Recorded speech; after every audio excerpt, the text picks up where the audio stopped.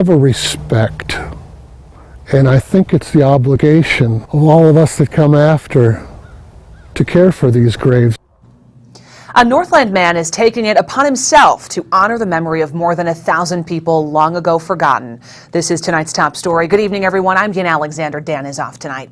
The Parkland Cemetery sits just south of Superior, and as Fox 21's Katie Lang tells us, it's been neglected for nearly 20 years.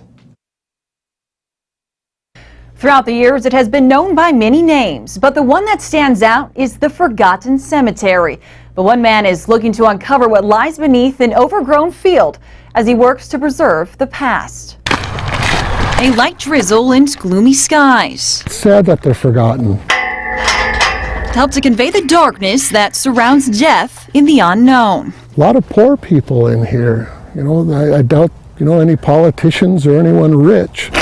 Here's grave 144. Find a Grave volunteer Keith Fine has taken it upon himself to remember the forgotten at Parkland Cemetery. It's been called by many names. Poor Farm Cemetery, Asylum Cemetery. Those names reflecting some of the people who were mentally or chronically ill and now buried here.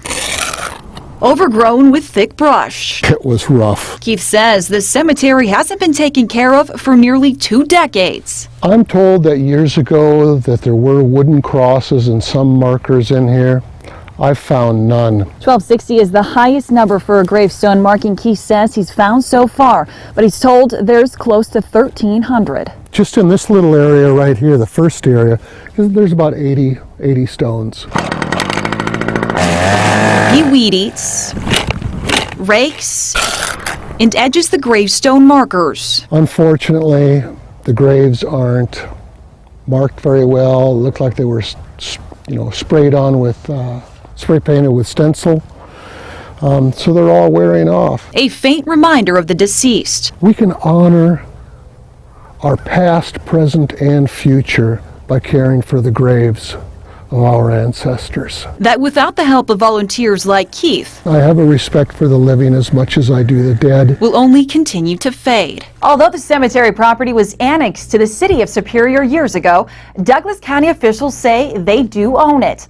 They tell us they're looking into whose responsibility it is to keep up the property and will get back to us. In the studio, Katie Lang, KQDS, Fox 21.